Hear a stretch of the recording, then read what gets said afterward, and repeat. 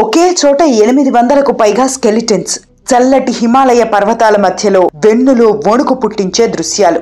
80 ఏళ్లలో ఎన్ని రీసెర్చ్లు జరిగినా అంతు చిక్కని మిస్టరీ. ఎన్నో ప్రశ్నలు, మరెన్నో అనుమానాలు, కానీ ఎంత ప్రయత్నించినా దొరకని సమాధానాలు. ఇది most unsolved mystery in independent ఇండియాగా, మిస్టరీ ఆఫ్ డెడ్ గా మిగిలిపోయిన రూప్కుండ్ లేక్ కథ.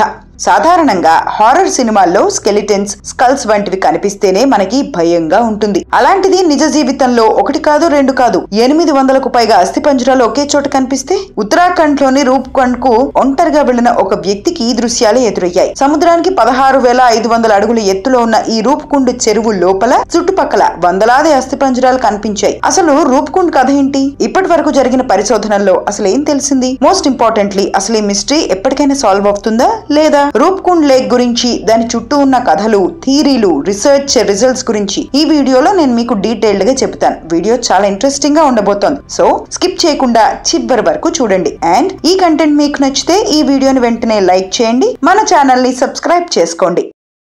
సముద్రానికి దాదాపు 16,500 అడుగుల ఎత్తులో ఉండే రూప్కుండ్ లో అంతు చిక్కని రహస్యాల కథ 1942లో మొదటిసారి బయటపడింది. రెండో ప్రపంచ యుద్ధం మధ్యలో హెచ్కే మత్ఫల్ అనే ఇండియన్ ఫారెస్ట్ ఆఫీసర్ తన ప్రయాణంలో భాగంగా అనుకోకుండా రూప్కుండ్ కి చేరుకున్నాడు. ఆ లేక్ చుట్టుపక్కలున్న అస్థిపంజరాలను చూసి అతని కాళ్లు వణికిపోయాయి. ఇంకాస్త దగ్గరగా వెళ్లి చూడగా చెరువు లోపల కూడా వందలాది స్కెలిటన్స్ కనిపించాయి. ఆ తర్వాత ఈ విషయాన్ని తన పై అధికారులకు చెప్పాడు. రూప్కుండ్ చుట్టూ కనిపించిన ఆ అస్థిపంజరాలపై అనేక ఊహాగానాలు మొదలయ్యాయి. ఆ స్కెలిటన్స్ రెండో ప్రపంచ యుద్ధంలో హిమాలయాల నుంచి ఇండియాలోకి ఎంట్రీ ఇవ్వాలని ప్లాన్ చేసిన జపాన్ సైనికులవని ముందు భావించారు. కానీ అటువైపు నుంచి ఇండియాలోకి చొరబడ్డం దాదాపు అసాధ్యమని తేలింది. 1950s దశకంలో రూప్కుండ్ అస్థిపంజరాల కథ ప్రపంచానికి తెలిసింది. అప్పటి నుంచి ఇప్పటి వరకు దాని చుట్టూ ఆసక్తి విపరీతంగా పెరిగింది. 80 ఏళ్లు దాటినా ఆ మిస్టరీ ఇంకా సాల్వ్ అవ్వకపోవడం మనుషుల్లో క్యూరియాసిటీని ఇంకా పెంచేసింది. ఉత్తరాఖండ్ లోని ఈ రూప్కుండ్ కి వెళ్లాలంటే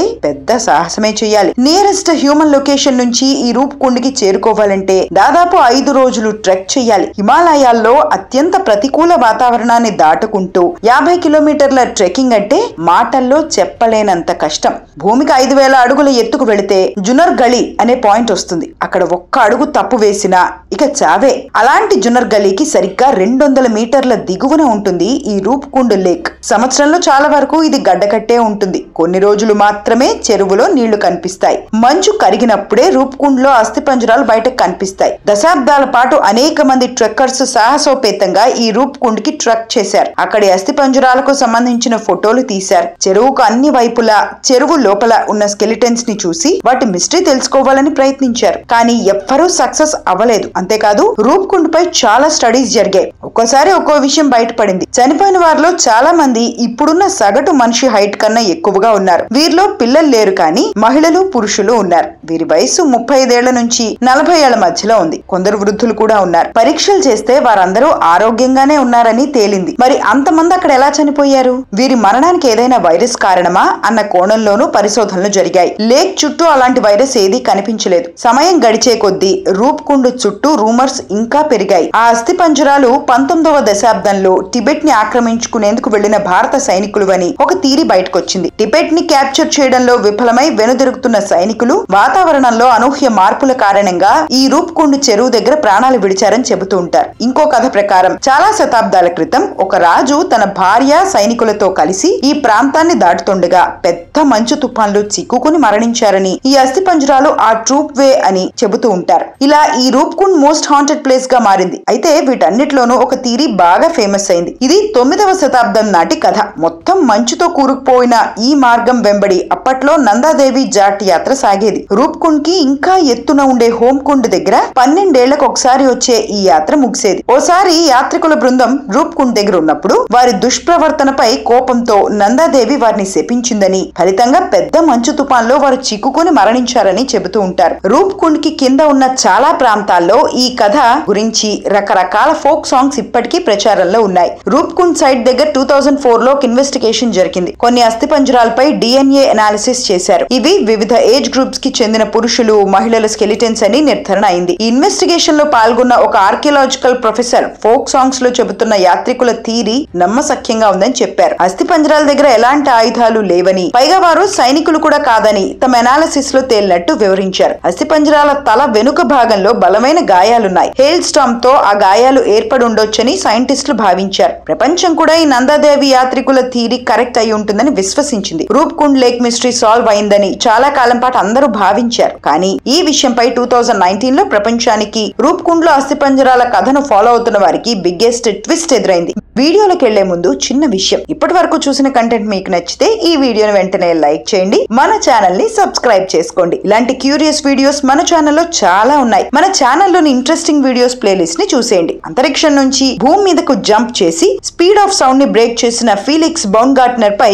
చేసిన వీడియో మీకు ఖచ్చితంగా నచ్చుతుంది. లింక్ డిస్క్రిప్షన్ లో ఇస్తాను. ఈ వీడియో చూసిన తర్వాత దాన్ని కూడా చూసేయండి. Back to topic. 2010లో రూప్కుండ్ లేక్ నుంచి అస్థిపంజరాలను సేకరించి వాటిలో నుంచి 38 పౌడర్డ్ బోన్ శాంపిల్స్ ని ప్రపంచ నలుమూలలకు పంపించి జీనోమ్ సీక్వెన్సింగ్, బయోమాలిక్యులర్ అనాలిసిస్ చేయించారు. సుదీర్ఘ కాలం పాటు సాగిన ఈ టెస్ట్ కి సంబంధించిన రిజల్ట్ 2019 లో బయటకొచ్చింది. And it stunned the entire world. అస్థిపంజరాలపై అధ్యయనం చేసిన తర్వాత అవన్నీ ఒకటే గ్రూప్ కి చెందినవి కావని, అండ్ మోస్ట్ ఇంపార్టెంట్లీ అవన్నీ ఒకటే కాలానికి చెందినవి కాదని తేలింది. 38 అస్థిపంజరాలను పరీక్షించగా వాటిల్లో 3 గ్రూపులు కనిపించాయి. అవి south Asia group, east Mediterranean group, south east Asia group. అంతేకాదు ఆ శవాల మధ్య కనీసం 1000 సంవత్సరాల గ్యాప్ ఉంటుందని నిర్ధారణ అయింది. కార్బన్ డేటింగ్ చేయగా సౌత్ ఏషియా గ్రూప్ కి చెందిన అస్థిపంజరాలు 7 నుంచి 9వ శతాబ్దం నాటివని, సౌత్ ఈస్ట్ ఏషియా గ్రూప్ కి చెందిన స్కెలిటన్లు 19వ శతాబ్దం నాటివని తేలింది. పైగా ఈస్ట్ మెడిటరేనియన్ కి చెందిన అస్థిపంజరాల DNA గతంలో గ్రీస్ లోని క్రేటే అనే ద్వీపంలో నివాసం ఉండే వారితో మ్యాచ్ అయింది. ఎలా? How is this possible? India south ఏషియాలో భాగం కాబట్టి అస్థిపంజరాలు మన దేశంలోని మనుషులవే అని నమ్మొచ్చు. కానీ ఈస్ట్ మెడిటరేనియన్ మనుషులు ఆ కాలంలో రూప్కుండ్ వరకు ఎలా వచ్చారు? మోస్ట్ ఇంపార్టెంట్లీ ఎందుకు వచ్చారు? ఇక్కడ వారికి ఏమైంది అన్నది బిగ్గెస్ట్ క్వశ్చన్ గా మారింది. పైగా రూప్కుండ్ ఉన్నది ట్రేడ్ రూట్ కూడా కాదు. దట్టమైన చెట్లు, అడవి, విపరీతమైన మంచుతో కప్పుండే ఈ మార్గాన్ని బిజినెస్ రూట్ గా వాడినట్టు ఎక్కడా లేదు. రూప్కుండ్ లో ప్రాణాలు కోల్పోయిన వారిలో నాన్ ఇండియన్స్ కూడా ఉన్నారన్న వార్త మిస్టరీ లవర్స్ లో షాక్ వేవ్స్ ని సృష్టించింది. ఎంతో దూరంలో ఉన్న ఈస్ట్ మెడిటరేనియన్ ప్రాంతం నుంచి హిమాలయాల వరకు రావడం వెనుక హిస్టారికల్ ఎవిడెన్స్ లు కూడా లేకపోవడంతో క్యూరియాసిటీ మరింత పెరిగింది. వారందరూ ట్రావెల్ చేస్తూ హిమాలయాల వరకు వచ్చారా, లేదా దానికన్నా ముందే భారతదేశంలో సెటిల్ అయ్యారా అన్నది ఇప్పటికీ తెలియదు. రూప్కుండ్ మిస్టరీని సాల్వ్ చేసేందుకు ఇప్పుడున్న కీలక ఆధారాలు రెండే. ఒకటి, అవి 3 వేర్వేరు గ్రూప్స్ కి చెందినవని. రెండోది, వాటి మధ్య చాలా శతాబ్దాల గ్యాప్ ఉందని. ఒక బృందం మరణానికి నందాదేవి శాపం కథ నమ్మశక్యంగానే ఉంది. కానీ మిగిలిన 2 గ్రూపుల అస్థిపంజరాల వెనక కథ ఏమిటి? అవి మిస్టరీగానే మిగిలిపోయాయి. ఇన్ఫాక్ట్ ఈ మిస్టరీలుగానే మిగిలిపోయే ఛాన్స్ ఎక్కువగా ఉంది. దీనికి కారణం మనిషి.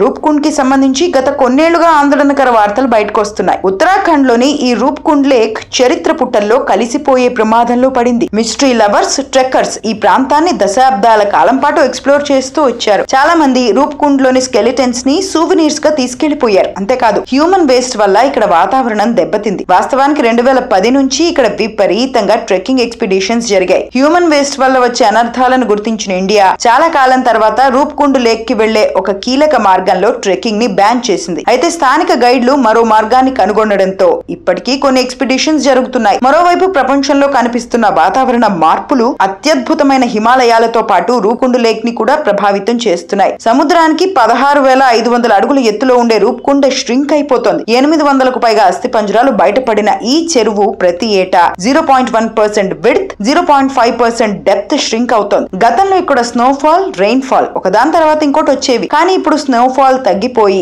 వర్షాలు పెరిగిపోయాయి. ఫలితంగా పైనుంచి భారీ బండరాళ్లు వచ్చి ఇందులో పడిపోతున్నాయి. Natural balance దెబ్బతింటోంది.